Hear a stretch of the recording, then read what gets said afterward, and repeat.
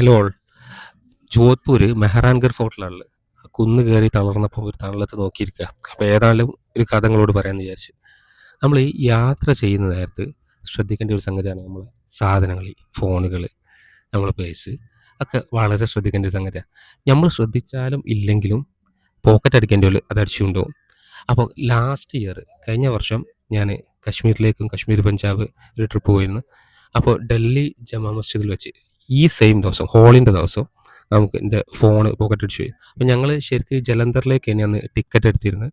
അപ്പോൾ ഡൽഹി ഇറങ്ങി കുറച്ച് ഫാബ്രിക്കുകളും കാര്യങ്ങളൊക്കെ നോക്കാണ്ടേനി എന്ന് വിചാരിച്ച് അന്ന് ഡൽഹിയിൽ ഇറങ്ങിയതാണ്. പക്ഷെ അന്ന് ഹോളി ആയതിനോട് കംപ്ലീറ്റ് അടവേനി.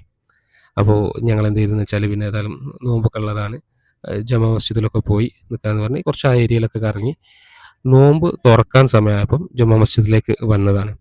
അപ്പോൾ അവിടെ ആ സമയത്തിന് അത് കണക്കാക്കി നമ്മളിങ്ങനെ പോകുമ്പം കുറേ ആൾക്കാർ നമ്മളെ പല സൈഡിൽ നിന്ന് വിളിക്കുന്നുണ്ട് നോമ്പ് തുറക്കാനൊക്കെ. അപ്പോൾ ഞാൻ മെയിൻ ഗേറ്റിലൂടെ കയറിങ്ങാണ്ട് ഉള്ളിൽ പോയി തുറക്കാന്നുള്ള രീതിയിൽ അങ്ങനെ നടന്നുകൊണ്ടിരിക്കുക.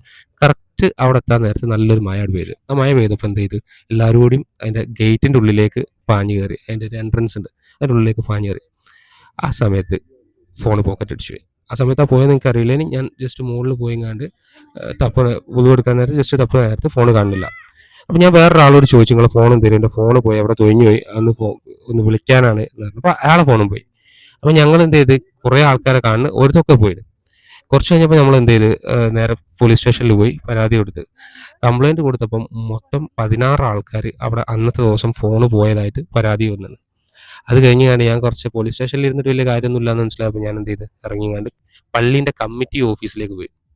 കമ്മിറ്റി ഓഫീസിൽ പോയപ്പോൾ അവിടെ കുറേ ആൾക്കാർ കുത്തിരുന്നുങ്ങാണ്ട് വലിയ ചർച്ചയൊക്കെ നടത്തുന്നുണ്ട്. നോക്കിയപ്പം പള്ളി കമ്മിറ്റീൻ്റെ ഒരു മെയിൻ ആളെ iPhone 16 Pro Max അന്ന് ഇറങ്ങിയിട്ടേ ഉള്ളത്, 1,50,000 ഫോൺ പോയി എന്ന് പറഞ്ഞാൽ അയാൾ സങ്കടപ്പെട്ടിങ്ങാണ്ട് അവിടെ ഇരിക്കുന്നുണ്ട്. അപ്പോൾ ആർക്കും സേഫ് അല്ല. അപ്പോൾ ഞാൻ ചോദിച്ചു, എന്താ നിങ്ങൾ ഇതിനെതിരെ നടപടിയൊന്നും എടുക്കാത്തത്? അപ്പോൾ എന്നോട് പറഞ്ഞു, ഈ ആളെ കാണാൻ ഞങ്ങളെ കയ്യിലവിടെ കൊണ്ടുവരും, ബാക്കി ഞങ്ങൾ നോക്കാൻ. ഞാൻ എവിടെ നിന്ന് കാണാൻ? കാരണം ഇവർ ചെറിയ കുട്ടികളൊക്കെ വെച്ചാൽ ചെയ്യണത്. അപ്പോൾ അതിൻ്റെ ഇടയ്ക്ക് ചെറിയ കുട്ടികളൊക്കെ പിടിച്ച് ഓരോരുത്തരും മേടിനെ കാണുന്നുണ്ട്. പെണ്ണുങ്ങളും കുട്ടികളും ഒക്കെ ഇതിൽ കമ്പൈൻ ആയിട്ടുള്ളൊരു പോക്കറ്റ് അടിയാണ്. അപ്പോൾ അതിന് ശേഷം ഞങ്ങൾ ഇവിടെയൊക്കെ പോയി, പഞ്ചാബിലും കശ്മീരിലൊക്കെ പോയി. അടുത്ത ആഴ്ച ഞാൻ വീണ്ടും ആ സ്റ്റേഷനിലേക്ക് എത്തിങ്ങാണ്ട് ഇവരുമായിട്ട് ഇതിനെപ്പറ്റി എന്തെങ്കിലും ധാരണ ഉണ്ടോ, എന്തെങ്കിലും മുന്നോട്ട് പോക്കുണ്ടോ എന്ന് അറിയാൻ വേണ്ടി കാര്യങ്ങൾ ചോദിച്ചപ്പോൾ അന്നും വന്നിരുന്നു കുറേ ആൾക്കാർ. അന്നൊരു വെള്ളിയാഴ്ച അന്നും പരാതി പറഞ്ഞ ആൾക്കാർ വരുന്നത്. എങ്ങനെയൊക്കെ പോക്കറ്റ് അടിക്കും എന്ന് പറഞ്ഞാൽ, നിസ്കരിക്കാൻ വേണ്ടി നമ്മൾ നിൽക്കുമ്പോൾ വെന്നുങ്ങാണ്ട് എടുത്ത് പായും, അത്തോതിൽ പോക്കറ്റ് അടിക്കും. അപ്പോൾ നമ്മളെ സാധനങ്ങൾ നമ്മൾ ശ്രദ്ധിക്കുക എന്നല്ലാണ്ട് വേറൊരു ഓപ്ഷനും ഡൽഹിയിലൊന്നുമില്ല. നമ്മളത് വളരെ ശ്രദ്ധിച്ചു. അപ്പോൾ ഈ തവണയൊക്കെ ഞാനൊരു ബാഗ് വാങ്ങിങ്ങാണ്ട് അതിലിട്ട് കൊണ്ടിരിക്കുക. എന്നാലും സേഫ് ആണെന്നൊന്നും പറയാൻ പറ്റില്ല. നമ്മൾ ശ്രദ്ധിക്കുക. അവർ കുറച്ച് ടാലൻറ്റഡ് ആണ്, അവരടിക്കാൻ ശ്രമിക്കും, നമ്മൾ നോക്കും.